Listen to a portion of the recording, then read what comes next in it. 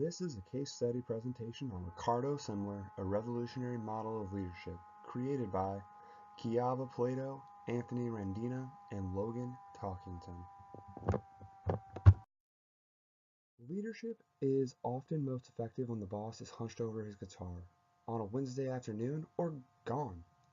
Ricardo Semler goes on to provide a plethora of examples, but what he is expressing is the best type of leadership is when you're not watching directly over your employees and trusting them to make effective decisions. And this goes a long way in corporate lifestyle. If you allow your employees to make their own decisions and you trust them to make their own decisions, it will only ensure that the company and the employees are doing the best they possibly can. And as you can see in this slide, there are 4 different styles of leadership being promoted on this table. They vary from their people emphasis and the task emphasis. For our example, democratic is the one that Ricardo Semler most presented in his company. And that means that it was a high emphasis on people and a high emphasis on task. And you can see that in every single thing that he did throughout the business. Whether he was working through the hotel, whether he was working through the school, or whether he was working through his business that his father gave him. He gave the people the opportunity to be able to make their own decisions and create things that were far greater than a boss could ever imagine, because a boss only has a limited vision, but the people are the ones who are the real shareholders and really make a difference.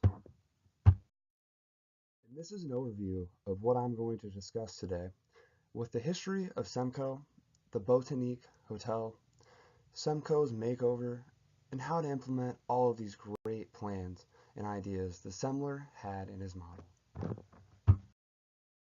For the history of Semco, it is important to know this company was founded by Ricardo Semler's father and handed down to him in hopes of providing fresh new energy that the company was seeking.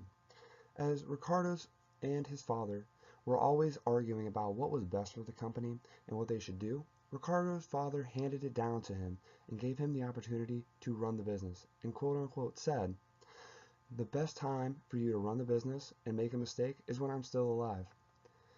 And for the next part, when stepping into a superior position, Semler was aware that many aspects of the company needed to change, but was unsure of how to implement new strategies since the company had employees who were used to a certain style of leadership, and he had to change the whole entire entity that the company was. He went through and he cut most of his father's management team, and he created a new leadership team and new ideas, which was democratic leadership, and which allowed him to have the people lead.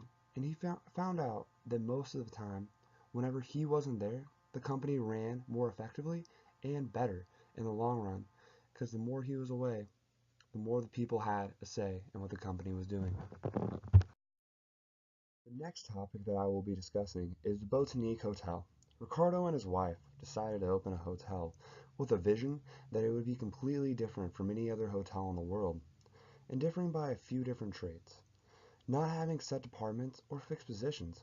That also allowed the company to run more effectively because people knew other positions and they had more freedom within the company. There was no check-in or check-out times. There was no charge for minibars, laundry services, or internet, and strict no tipping policy.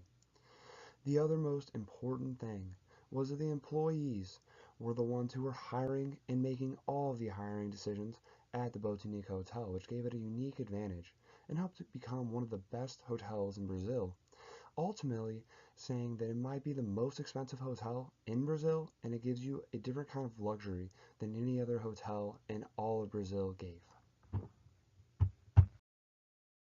To further continue about the Botanique Hotel, it is important to know that within the company's rules, they were set so that all decision-making was fully democratic, meaning that representatives are elected by the people on hopes of providing everyone with equal opportunities.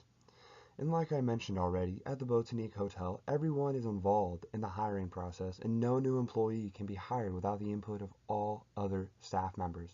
And this is important because it gave the employees a chance to have other people they want to work with and they feel like they are compatible with, because once you give the power to the people, it completely changes the dynamic of the company.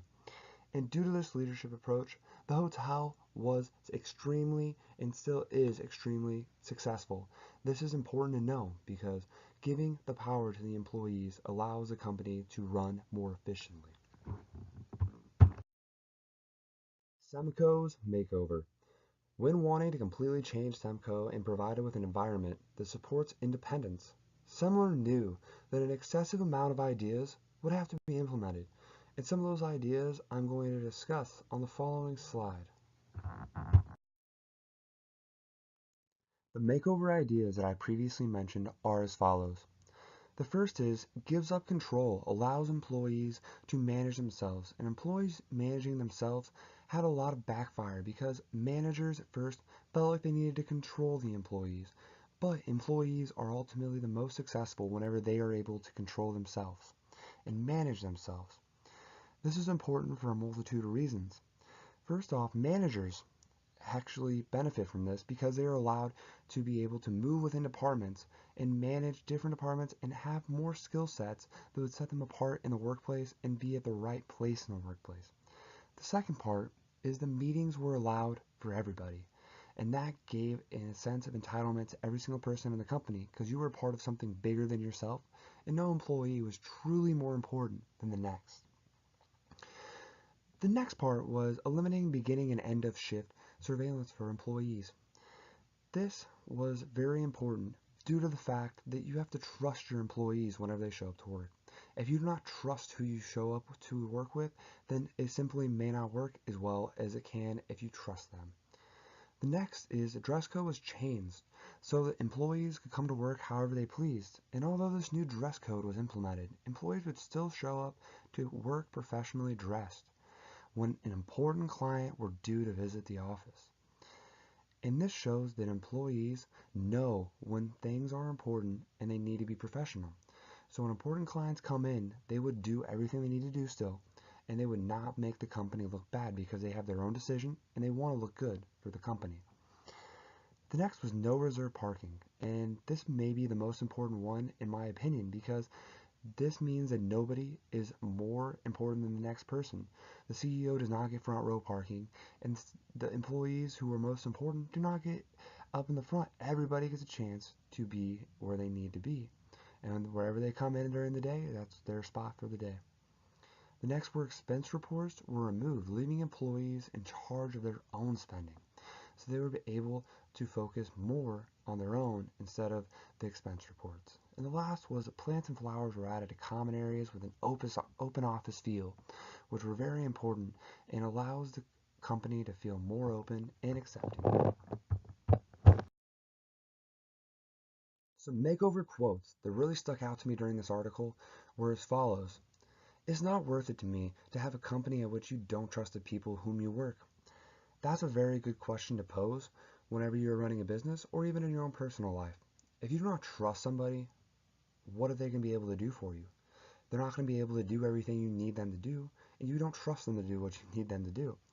So how do you go past that barrier and really foster something that creates more trust and something that allows you to really work with other people? I think it is important because if you trust the employees that you're working with, you don't have to second guess them. And that takes a lot of time off your plate, takes a lot of stress off your plate, and it takes stress off their plate as well, which is very important to note.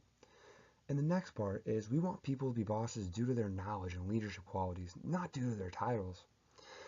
You don't want people to assume that they are powerful because of their title. The janitor may have great ideas because he may be very smart and he may have very good leadership qualities that are unutilized in this company. And that is important to know because if he is able to truly do what he is meant to do, because he could move up through the ranks and he could become a great leader because we disregard the title of the employee. So how do we go about implementing Semler's model? Well, although organizations will be very reluctant to these changes initially, it is important that certain aspects are constantly utilized.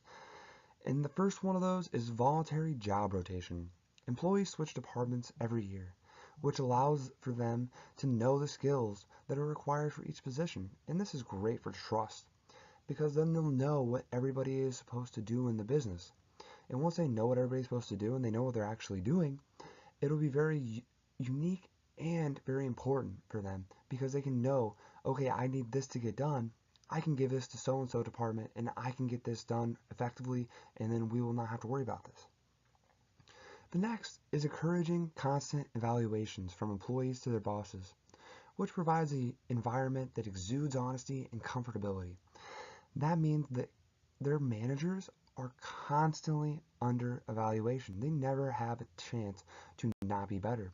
They are always having to focus on self-improvement, and that gives them the chance to be better bosses, communicate better, or do whatever they need to do that is suiting their weakness.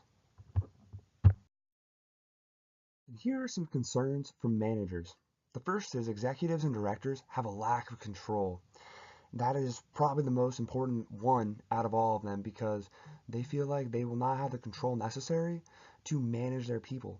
But the most important thing is that they don't need to have control over their people. They need to work with their people. And that is an important thing to know because if they do not have that, then there will be no relationship between the two and there will always be a fear-based relationship. The next is a loss of titles, and a lot of people feel like they lose a title that they have, and they don't want to lose it because they've worked really hard to earn it. And they're not losing a title, they're just changing their title because they're going to work with their employees. They're going through the dirt with them, and that is going to make them a better person and a better manager in the long run. And poor leadership styles revealed. You have to let us control our people. That is a very important thing that a lot of managers will say, like I mentioned before, and it's not really important to control people. You're not there to control people, you're there to coach people and help them through all these different things, giving them the knowledge and the communication that allows them to be successful. Thank you for the presentation today, and I hope you have a good day.